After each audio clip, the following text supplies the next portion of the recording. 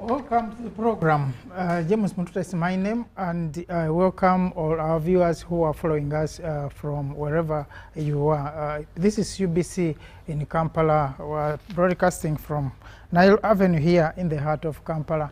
And we definitely enjoy your company from the feedback that we get following this program. In the studio, as usual, joined again by my two brothers, Ndugu Wich, who has been away for quite some time, and Ndugu Rugarama. Sometimes Rugarama can be elusive, and sometimes we have him here. But we are definitely very happy to be on air today, because the other 2 weeks we were not on air, because there were other programs that were coming in live. And I'm sure today we're also having another live program which is coming from Munyonyo, and if it does come, we will definitely give way for it to be screened. And Luke, Wich, welcome to the program. Thank you so much. I've been away, not really far from African issues, because if we set our home well, then Africa is well. So I've been involved in the party registration and digitalization program, where I've been handling Acholi and Lango, totaling to 29 districts. We are now coming to a conclusion. But also in the process, I was involved in a delegation to negotiate with Acholi non-NRM MPs so that they work together with government. So okay, that meant physically I had to be in Gulu for about a month. You also became a chief? Yes. I also, part of the African culture, I was enthroned as a cultural leader of my clan. It's a big clan called Bakokarwok. It covers nearly the entire Tuka district and part of Agago. Okay. So it's a huge community, and I was enthroned as a leader. So that's why I was saying my disappearance was not far from African issues. Yeah, at least that one was concluded. Before we came on air, Rugarama was talking about not concluding on anything, because they have this pending, the register is still pending, the issues of the SEC are pending, and so you are running around all this pending. Yes, but I told him that the masses are with us. Yeah, because they have always been, I'm sure, they are not going anywhere, and they are not going anywhere. Except that this time in Kawempe, they seem not to have been close with you. No, but we are following. It is matters in progress. Thank you so much. Ndugu Rugarama, you're welcome. Thank you so much, Comrade Mututa, and good morning to our esteemed viewers. Good morning to our senior brother, the Director Foreign Relations, Comrade Awich Pola. Like you correctly mentioned, I think it's 2 weeks we haven't been on air, but we are always planning for our brothers and sisters out there. So when you don't see us, we are always with you in spirit.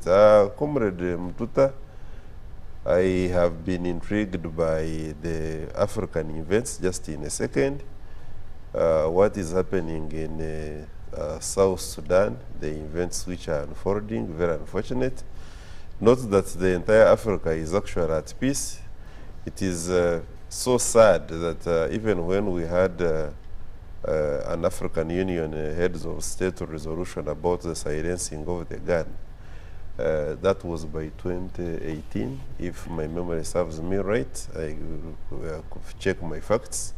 We have had the guns, sound of the guns increase on the African continent, and I think we need to have a self-re-examination as Africans.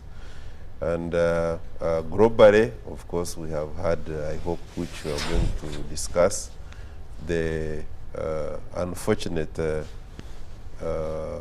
actions of the President of America. I hope maybe he doesn't read from the script of the founding fathers of America, the so-called founding fathers, maybe fumbling fathers. Why do you think so? Because the nation was found. I doubt, because they invaded a country which was fully fledged, and it had inhabitants, killed them, No, that took happens. over. And for me, I have been discussing this here a number of times. If you are a community, a people, a population which does not hold your values, and you don't have the capacity to defend yourselves, that is disaster waiting, because some powerful person will definitely come and will swallow you, and we have seen this happen. It could be peaceful. For instance, Africa, we are weaker compared to America or China or maybe Europe. We need to give Europe, for instance, the advantage to come and swallow us up and justify that with the fact that they are militarily and economically stronger than us. Actually, you are the one, which will tell you in the diplomatic circles, but you are the one who has been telling us here that there is always an invisible hand in something. This time it is very visible, unfortunately. We shall get to that. But we definitely are looking at, if we were to look at the issue of the current American policy, not even the American policy, but President Trump's administration policy of deportation, because he had made his pledge during the campaigns that should he win the election, he was going to start a massive, that's what the word he used, deportation of all illegal aliens, and has lived to that promise. To the extent that even those who are legal, he's deporting them. Yes. He just forgot to deport himself and his wife, unfortunately. Yeah, because if it is about that, then I think America itself is entirely, United States of America, entirely founded on immigration, and lawful, moreover. No. So if they validated themselves, I think they should be the last people, especially the political leaders, to be doing what they are doing. Before I bring in the man of the United Nations, because we will talk about what happens when a population is accommodated in a country, of course. But when you look at America, I think like you are saying, Trump could be reading from a very different script. Trump, his father is a Bavarian, Germany, and his grandparents were Polish, something no, like that. the wife is, the mother is a Scottish. So the Scottish and the Bavarian produces Trump, who is actually a pure Germany, not even a third generation of the Germany. And the wife, until I think it's 2006 when he got papers, because she's of course she's not German like Trump, but she's born in Yugoslavia, and then they moved to US. She was a model. She's an actor and a presenter, and of course Trump, like I said, likes beautiful women and lands on a beautiful girl, and then makes her a citizen. Even before they met, I think she had already started working on her papers, but when she joined the Trump Towers, her papers were even questionably, but they were worked on as she becomes a citizen. So I think looking at that, you would think that the man would, and the American economy is based on actually immigrants who do all of that. But I think UN does not look at that as a very positive gesture for an administration, especially for a country like America. Me? Yeah. Well, I had expected us to maybe, well, this is a conversation, but my mindset when I came was that we could have started maybe for the sake of viewers on a more structured question-answer format. So that we help move together with the viewers. But all the same, that is how conversations are held. Now, I believe today we are dwelling on the American, what you call the American deportation. and it would be better if we progress to that and go into the detail. So, first of all, the American deportation policy is governed by the American immigration policy. And this American immigration policy is governed by an act called the American Immigration and Citizenship Policy, normally called AIN. No, AIN. Yeah. Now, this law ordinarily provides that 670,000, that's about 1 million, 670,000 foreigners are granted what you call permanent residency. Permanent residency. And this excludes, like you are talking, the wife of the spouses, the wife of Trump, spouses and parents and children below 21. For example, if Rugurama gets that permanent residence visa, he's entitled to bring his mother, his wife, his children below 21. So ideally, that is what it is in America. Now, the other part to consider to form a background is that refugees status under the same law provides that the president will decide the number plus in consultation with the Congress. This is what it provides. Therefore, we would expect that human beings who are going to America would ideally fall under this. But it looks like in their views, and according to Trump, they have found out that there are people who go outside this law. Now, the American philosophy on immigration is based on the fact that Americans now, as they define, are all foreigners, like Rugurama said. Because the Americans are composed of the original Europeans who went and exterminated the citizens. And also composed of Europeans who were themselves running out from injustice in Europe. And it would be unfortunate that they do practice injustice, and yet they ran away.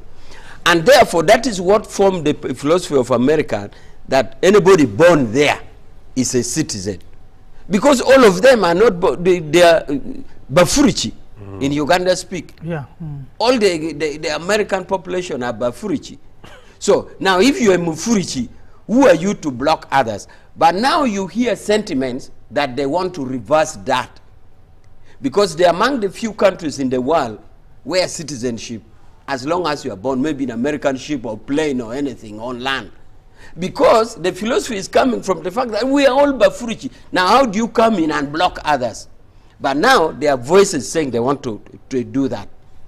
Now that makes me comment about your feeling that if you're not strong, then you lose your right. No. That was prior to current civilization. But with the civilization where 193 countries of the world came together under UN, with the Universal Declaration of Human Rights as a founding document, we do not therefore expect that strength is, might is power. That as long as you are strong, you conquer the weak anyhow. That is a jungle law.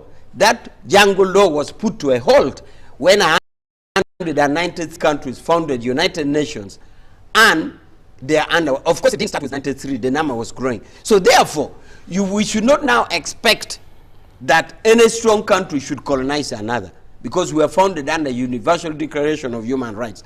But that is not to preclude that we should not prepare for our defense. Exactly. Because President Museveni has been urging us to defend, because people violate that law. Some people say, for example, now America wakes up and says Panama is ours, or Canada is ours, or Greenland is ours. You see, and yet the person saying knows very well the foundation.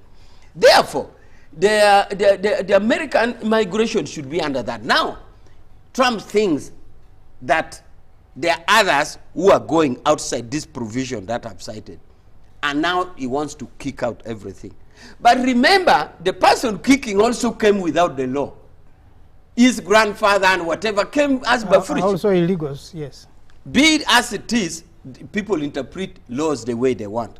Now, remember, the American strength of the economy depends on this, what they call illegal. There's a movie acted called USA without Mexican for 1 day. So the Mexican, because Mexicans have 11 million Mexicans living in America illegally. And that is why in Mexico and Philippines, they are the strong states who advocate for a convention called Convention on Migrant Workers. There's a United Nations Convention on Migrant Workers. Because Philippines has 10 million nurses abroad. 10 million nurses.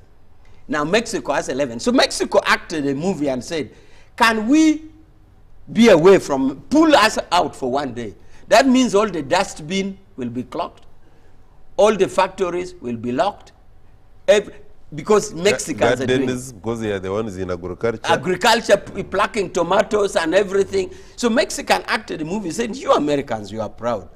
Can you pull us out for 1 day and you see? So, but this is now what Trump is saying. Now, if you look at, some of us saw this coming, because I have been to America recently. If you look at the population composition now, even at a mere detector machine where you go for security, they're nearly foreigners. And I think the Americans felt and said, I think we are finished.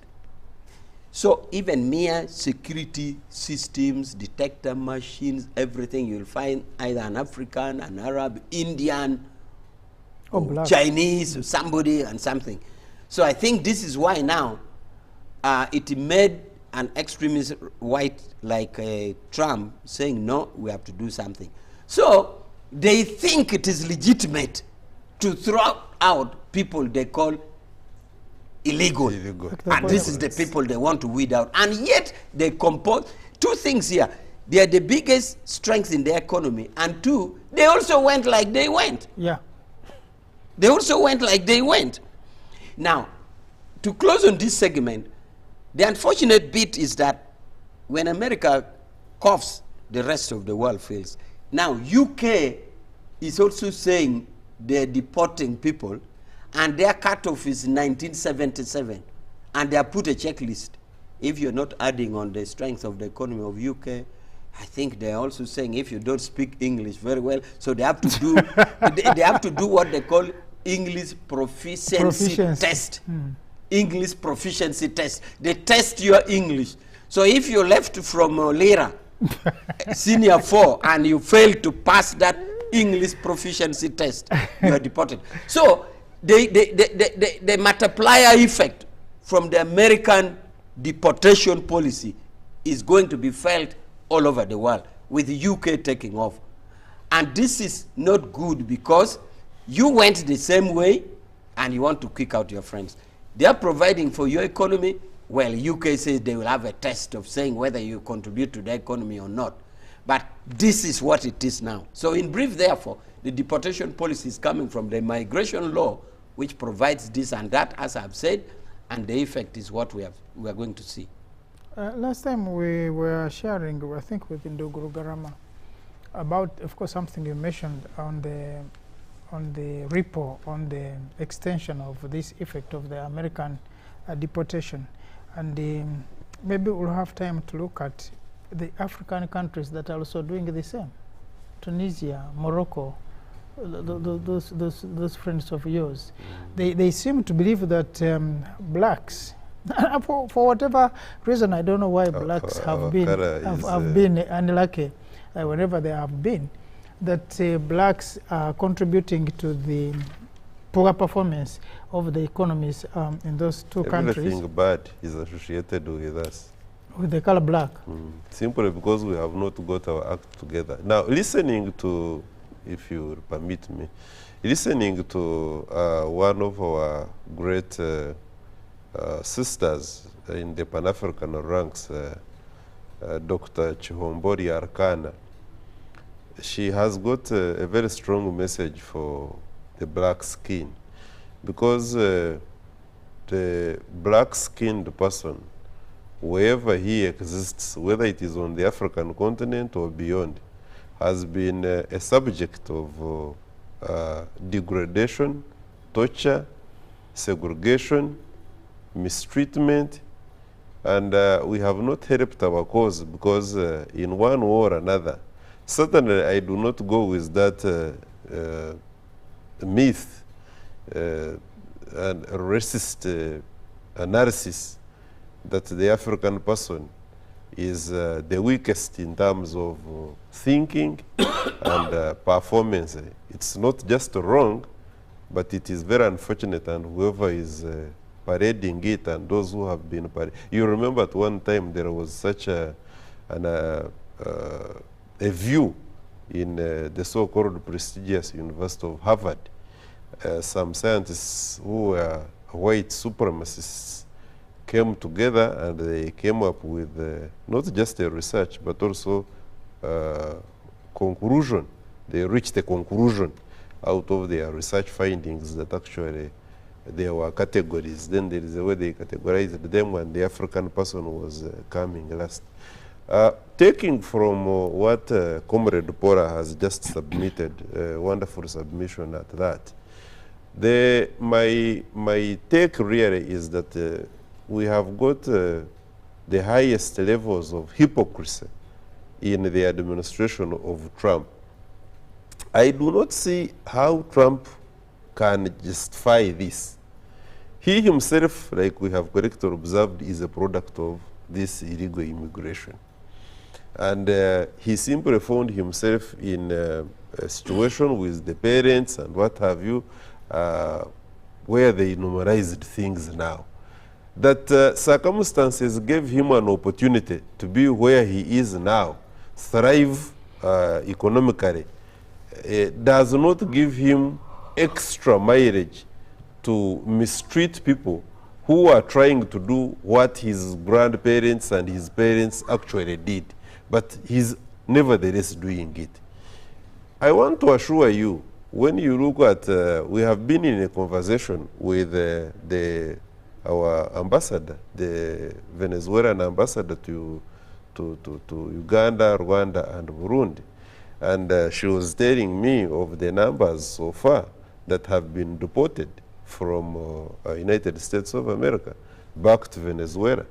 Who doesn't know, even if you wanted to be a weekend historian, that it is the United States of America, especially under Biden and the previous leadership, that encouraged the kind of turmoil, chaos in Venezuela? Who doesn't know that?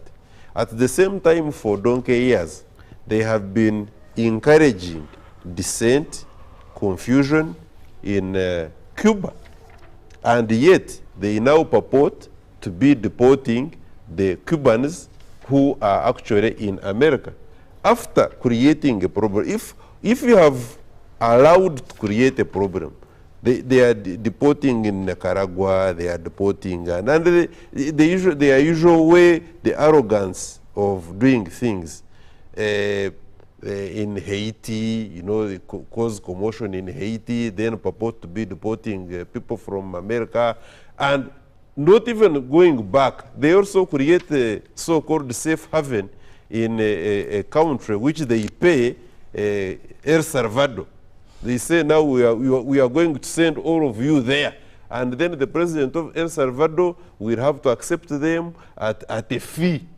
You see, that therefore creates, it exposes America as an imperialistic hegemony that the late El Comandante Fidel Castro talked about. Yeah, but that's what we are talking about, the being strong, the strength, as we are starting this program, that unless countries and communities and people know their problems and they can be strong enough, not only militarily, but also, of course, strengths come in different shades, that they will be able to stand for their own values and their own rights. But also, maybe what Trump is doing is not extremely bad after all. Yeah, there is a bit of a blessing in disguise. But you see, when I say a blessing in disguise, is that maybe he's sending a rude wake-up call to some of these other countries. But remember, I have told you, like for instance, when he embarrassed with his vice president, when he embarrassed Zelensky, it was a rude wake-up call to entire Europe that America, United States of America, is not a guarantor of your peace. Poland immediately embarked on increasing its defense budget. I want to believe even Germany, which had successfully dismantled its nuclear arsenal, is going to start now rebuilding its nuclear arsenal. So it becomes a nuclear power. Why? Because Trump can only listen to the equally powerful. He is discussing the fate of Ukraine with another nuclear power colleague of his, Russia, who is purported to be an aggressor. Meaning, therefore, that if Europe, majority of it members of NATO, thought that America was going to guarantee her own security, far from it. Sure. They are now realizing the hard way that indeed they must guarantee their own peace. In the same way, those of us, whether on the African continent, Asia, Europe, Eastern Europe, or wherever it is, Caribbeans, thought that the United States of America was a safe haven for people who were looking for what they call the American dream, the so-called the American dream. There is nothing like the American dream.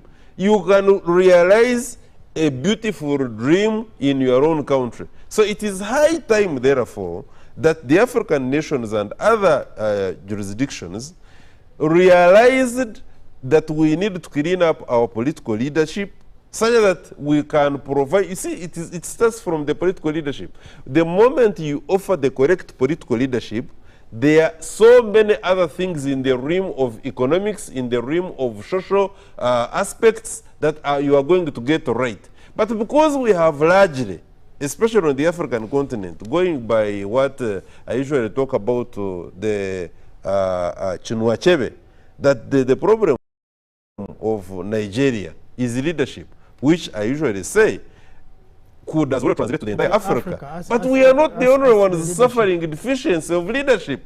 Because I can assure you that on the African continent we have got a number of leaders who are okay, very fine, but how come the African blueprint has always been economically we are weak, militarily we are weak, and it all is all reduced to that we provide poor leadership. You yourself and all our viewers know that on the African continent, if we say Botswana, we will say, oh, the Kamas and other groups, they have been providing very clean leadership. Is Botswana necessarily a huge economy? And you see, their minerals are under capture. I don't want to go into that, but I will tell you, their minerals are under capture, their people, and it's a small population. At the same time, we talk about Zambia, for instance. But now, currently, you see, when you talk about Zambia under the current leadership, there will be an argument that, you see, Comrade Hikirima is a wonderful man. I agree. Wonderful man. But how come has Zambia transformatively got it right since he became the president? Probably a few things here and there. But the grand picture is that you cannot get it right in the circumstances where you have got the hegemonic powers who are on you, controlling the economy and controlling everything that goes with it. Therefore, the immigration question, the so-called Trump actions on the so-called legal immigrants is just nothing but the usual show of the arrogance of America, and this time coupled with an arrogant old man who thinks that he can only, you look at what he's doing. He's in conflict with Canada, he's in conflict with everybody. I mean, Nduka, which has something to say. Yeah, this discussion is interesting. Maybe you'll have to prevail on us to regulate our time. Otherwise, it's of passion that one of us can choose to talk forever. So it is upon you to regulate us, or if we cannot regulate ourselves. Okay. Now, I want to talk on two things. One, your comment about the African man, that why do we seem disadvantaged? You see, no scientific proof has proved that there's a discrepancy in the racial competency. All human beings originated from Africa, from East Africa for that case. Or Dubai Gorge. So the human species originated from East Africa, and no research has proved it. Of course, some people have tried to demonstrate that the blacks are inferior. In fact, at one point, they tried to demonstrate that we are not the same humans. Sure, yeah. Until a research proved that there was a very similar camel, very similar, but they're different. Why? Because they can't crossbreed. So what killed the attempt to say that we are not them was that how comes a black can crossbreed with, and these camels, which are similar, could not.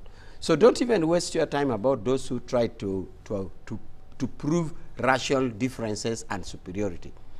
Now, the only thing we have to do now for the African is to develop our own land. Exactly. And that is why our leaders, including Museveni, is crying that let's develop our land so that we don't go. I know of countries who don't want to go to America. For example, Libya during Gaddafi. Libya lives in Mediterranean Sea. They could afford to run by boat to Europe. Do you know that if you went to Europe, then and now, at the airport, the taxi you will take will be a white man. And sometimes you mistake them to be a Mzungu. But if you sit in that taxi from the airport, you will soon find the Mzungu, the white man taxi driver saying, we Africans, they said, we Africans, are you also an African? Kumbe is Tunisian, is Algerian, is Moroccan, and they are white. I can tell you without any hesitation that in those days, you'd never see a Libyan in that work. The Libyan you'd see in Europe are doing masters or PhD. Now, meaning that even when Libya is at Mediterranean Sea, they don't see any reason to run. Crossover. Instead, Libyans are resting. I mean, they're seeing people going by boat. It's like in Uganda. You have Buganda here, and you have Lango, Acholi, and Toro, and Bunyoro. How do you say that Buganda is so bad when it is the Toro, Batoro, Banyoro, Lango, Acholi, who are running through Buganda to go to Tanzania in Lake Victoria? The Buganda here are not running. This was the situation during Gaddafi. So if we make our place good, we won't have to fight with how we are being deported as illegal. Yeah. Because your country is good. Sure. So it is now incumbent on us as Africans to make our country good so that we don't run. Libya was there. All the Tunisians, the Moroccans, the Algerians, all the taxi drivers in America and Europe are those white. Not a single Libya. Maybe now, because of the insecurity now, I'm sure now you will start getting Libyan driving taxis in Europe. They used not to be. Now, so the solution is make our continent good, or if we can make individuals. I don't think you see people from Singapore running to our... Never. Or people from this rich country in Europe, Liechtenstein. You don't see this. Even Swiss. A Swiss who is going to America goes and comes back. So, equally as Africans, we should do our country better, including starting from PDM. These small things we are doing, let's make our country better so that we don't go. Now, a small comment about the cosmopolitan American. You see, America, as we said, is a no man's land. Because the indigenous Red Indians were hunted like animals and killed. Do you know, hunting and killing somebody for nothing? For pleasure. There's a story in Langi where Mr. Hare was running because they hunted for eating. Mr. Rabbit. Now it met the monitor lizard, which is not eaten. And the Mr. Rabbit told the monitor lizard, please let me run. For you, you are not eaten. Then the monitor lizard told Mr. Hare, said, my brother, there are some people who kill you just for the sake. They just kill you and leave you there to rot. Let me also save myself. So this was the situation in America, that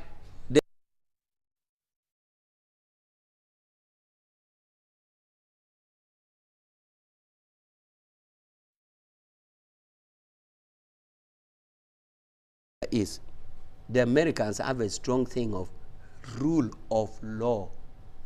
Rule of law. Do you know why rule of law? It is good to have rule of law, but for them the genesis is there was no clear culture to define do's and do nots. Do's and do nots, because the do's in among the French Bafurici is different. The do's among the German Bafurici is different. The do's among the Italian are different. So you had the law to hang all over people. UK, for example, in the water, in the island, they are a democratic country, but they have no written constitution. There's no written constitution for UK. But they don't. Yeah. Why? Because in the island, they crystallize their civilization and they know do's and do nots. Yes. When to hold election, when not to hold election. It is not written anywhere. Therefore, this Bafurici American is there. But now they are saying they don't want more Bafurici. So the solution now is, let us make our own land good so that we don't go there. During Libya, no Libyans were going. All the white taxi drivers are Arabs, but not Libyans. Yeah, we have had cases on this African continent. We have had some good leaders. Of course, you are mentioning Libya as one of the examples. During that time, no one would have wished to leave Libya to go to any of those countries. To Europe, to America. Libya even had a better welfare scheme, yes, than majority of European countries. European countries, because they were also struggling. They were struggling to have money. But what can we, because we talked about this from the beginning, that once you are weak, it does not have only to be militarily, but also we are now talking about the policies. Can Africa have a unison in policing that will be able to put us at a footing as the on the African continent, that will be able to be proud back at home than struggling to look for dreams, American dreams, someone's dreams somewhere else? Is it possible? My opinion is that it all boils down to, you know, because when we are talking about leaders, are we saying that the African continent is majority or has a big number of bad leaders? And if we do, what do we do? What is your question? Is it possible to have, yes, a unison policy? Yes. On the African continent. On the African continent. Yes. You see, we have, first of all, the sovereignty, the 53, 54 states. I'm saying 53, 54 because under AU, at one time, Morocco pulled out because of the support, but they have come back. They have come back. So you are talking about the 54. Ideally, all the 54 are sovereign countries, governed differently. But attempts to have unison is at place. In that, first of all, there is the governing instrument in AU, which calls for minimum democracy, this and that and that. So those minimum calls are under the founding instrument of African unity. So that is one avenue of having a unified policy. But also you should know that there's a procedure called a peer system. Yeah. Peer system is a procedure which makes African leaders judge each other.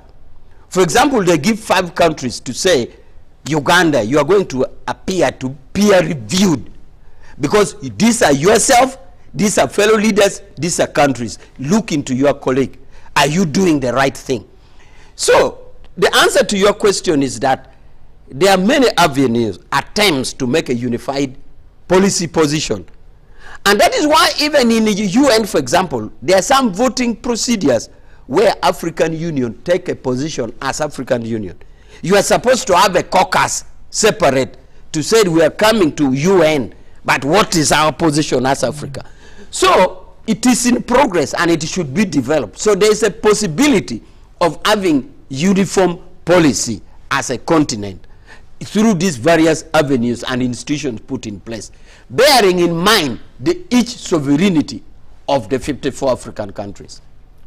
I understood your question in this way, that Africa is majority of the time out there crying, expressing herself as the vulnerable. Can we, as a continent, have a uniform way of overcoming our problems? Is it that it must always be us out there in positions of vulnerability? Unfortunately, that's what it is now. And the schemes of, and when we say this, there will always be a blame, that you see, you are externalizing your problems. And we have a growing number of these characters that have gone to do their degrees from mainly conceptual West universities, masters and PhDs. They speak very good. The proficiency you are talking about, which UK wants to, and America probably wants to start now subjecting those who stay there, is that they must be speaking English with this accent, which is like theirs, and it is a fashionable thing. When you come back from, I'm even surprised that indeed Comrade Pora is a Pan-African. How do you go to that place of yours where you spend about 8 years and you don't come with a twisted accent? He is still Langi, thanks to the because parents. he's a chief, that's no wonder. Now, that's why they found him fit for that chief thing. But the point I'm trying to make is that we are in this vulnerable state. I can assure you, not on our own account. No, we have got our blame share. It's there, because sometimes we really govern ourselves poorly. Poorly, yes. But I can assure you that the bigger picture is that we are being controlled by certain forces. If you do not employ extra lenses, you are not going to be able to see that certain things don't work right, not because we have got poor managers, but simply because the macro policies, not micro, macro policies are such that they are being controlled in a manner that will keep you in a perpetual position whereby no matter how well you want to manage the micro, for you to be able to realize the macro, you are not going to get it right. And that has been Africa's dilemma. But question is, Nduguru Garam, yes, if we're talking of any of the universities, I was going to mention Harvard, but there are many universities where we have had people with all types of qualifications coming from this continent. They have been to these places. When they are the same people who are in the World Bank, who are in these central banks of the rest of the economies, and when they come back to Africa, so they also get useless. no, you see, what we call good, what we call excellent, yes, is actually a fallacy. We hype some of these things, and because we have been conditioned, and you see, conditioning in psychology, when you condition a dog, for instance, that whenever you pull at a certain time, you ring a bell, Pavlov's, it is Pavlov's law, you ring a bell at a certain time, the dog will know this is time for eating. When you don't bring food at that time after ringing the bell, the dog is going to salivate. Africa, largely speaking, and other places, but Africa, speaking for Africa now, we've been for too long conditioned in a manner that certain things must be done. And when they are not done by others, then for us we cannot take our own initiatives. I will give you one very good example. When Cuba, and sometimes some of these things are, by the way, a blessing in disguise, and this is what we were saying, that maybe Trump may be doing things which he is doing because he was described by the former Prime Minister of Canada as an irresponsible and poorly brought up old man. Not my words. The former Prime Minister, also an old man, was describing his counterpart in America as a poorly brought up old man. that if his mother, the Prime Minister of, former Prime Minister of Canada, is saying that if my mother was still around and seeing what Trump is doing, she would utterly be embarrassed. Now, I want to leave that one at that. But let me go to the example I wanted to bring up. The example of Cuba. Cuba, which has been under economic sanctions, or economic embargo, if you like, for that long, has arguably the highest literacy levels, globally speaking. The ratio doctor to patient is one of the best, if not the best. Life expectancy. So, in other words, you are they saying are about, no, they decided to look into themselves and have their problems organically sorted out. Exactly. This is what we need. So what then do we do? And look, we need a had revolution. something to We say, need to a say, revolution. to say on that. How do we have this continent of Africa with these African resources? We have all the African leaders, all these countries. Of course, we have problems here and there. How do we push ourselves to that level where we are able to reason from a point of understanding that, I mean, are these people more educated? Are they? No wonder maybe they think that Africans are not at the same level. Don't you think African can do something that can help us to push this agenda that Africa can be Africa and Africa as a continent can be a strong economy? Yes, we can, and a lot of things are being done, both individually, by individual states or leaders like Museveni, and also collectively. You see, maybe to unpackage the macro block that Comrade Rugarama says, you need to illustrate for our viewers to know it. One of the manifestations of macro cover that hinders us, for example, is that the economic inequality. For example, in the 1960s, UK was selling Land Rover to Ugandans. They have continued to manufacture one Land Rover. The things that changes are a few insights like lighting system, putting music and all that. But that cost of Land Rover has continued to increase.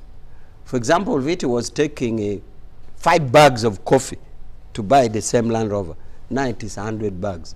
So the prices of the northern good continue to increase and our prices keep going down. That is a macro thing. The other thing is that the policy of control. For example, we still have the SWIFT money, where money, even me to transfer money to you, is controlled from somewhere else, from United States. If I was to transfer money from you, from Stanbic to housing finance, not to pay someone. So these are just illustrations of example of macro control at a global level, which you have no power over. But attempts are being made. And therefore, to answer your question about whether we cannot think, we can think. And as I told you, that individual states are doing it, which is seen in our different government planning systems. But our worry is, you have your National Planning Authority in Uganda, and which is picked in every 5-year development plan or 10-year development plan, and also manifested in annual budget, but the fear still remains. Therefore, we have to struggle as a continent or as a country at the region, at the continental level. How do we unbreak ourselves from this macro level? Because the macro thing makes you play in the hands of the it's like you are playing, but you are in their hands. Suppose it throws you down. As you finish on that, as I finish, I want to comment about the appreciation that I lived in the global system for 8 years and I didn't change. Indeed, I got an offer even for a job in the United States. I put United States government at risk. I mean, not at risk. To a question one time when they appeared before me in Geneva, I asked them, why don't you ratify international conventions? And they told me that they don't ratify, for example, Convention on the Rights of the Child, because their system is judicious, that if they ratify, many litigations would come in court. So they said they would implement the spirit without ratifying. And therefore they said, you come and do the job if you think we are lying. I declined the job. So I knew I would come home and I would sort out things here. And that is why I've remained African. And that's why I've made a chief of a big community covering Utuke district and Agago. I'm the chief. And that's why I declined the job. Because they told me, we operate this convention, but we fear to ratify. And for that case, we're offering you a job in this thing, a very big job. I said, no, I'm going back. Americans are liars. They are the ones who sponsored the Paris Climate Agreement. But they are the ones who are violating it. They, after destroying the Choto Thank agreement. you so much, gentlemen, for this discussion. I think it was getting more interesting. Next time we'll pick it up from there to find out then what Africa, what is Africa's stake in this. We are always crying, we are always blaming the West, but what about ourselves? Are we clean? Are we clear of our visions that can make this continent a great continent? And can we make this place a better place to live in so that we continue to be home than going to look for greener pastures? And thank you, Duke Awich, for that, because then it also motivates people that still we can make it in this continent without having to go in those countries and living people's dreams. Some of them actually, one said the only true dream is when you are urinating. Of course, that will come true. Some of them don't actually. And if it is an American dream, then it is not your dream. It is just an American dream. So thank you so much, viewer who has been with us, and thank you much the team that has been behind this production. We wish you the best of the weekend, and until next week is when we shall come back for the same program and with more inside discussions on this Pan-African Friday. Thank you so much. Have the best of the time today, and UBC will continue bring up more interesting programs, so please do not go away. Stay tuned with the UBC.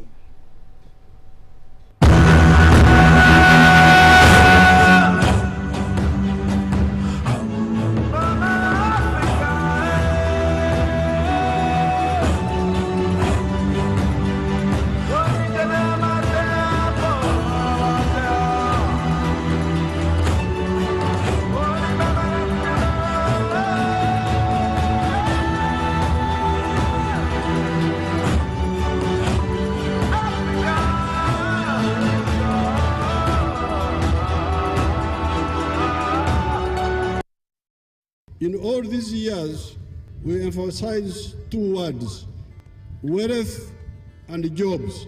And we try to waken our people up to show them where wealth and jobs come from. The Parish Development Model, PDM, is a bold initiative that is reshaping Uganda's rural economy. By allocating 100 million shillings to each parish annually, PDM empowers households by unlocking opportunities for wealth creation. This program will be maintained. Each year we send 100 million for the parish. If you get the 1 million, you can buy some goats, you can buy some pigs, you can buy even young cows. Farmers are transitioning from subsistence farming to commercial agriculture, laying the groundwork for wealth creation and improved livelihoods. This project started 11 years ago after an inspiration from His Excellency. And that time I was working as a taxi driver. I was doing that Masao business in Soroti, and he was talking about how to improve household income. With the PDM, you bring back the money after 24 months, but in the third year, you would get another 100 million paid back by those who got first. The President's message is a mindset changer. Becoming rich does not mean you should have a lot of land, you should have a lot of education, you just need a vision and implement and start from where you are. So therefore, this PDM is to get all of you out of poverty. That's why we said 100 million per parish per year.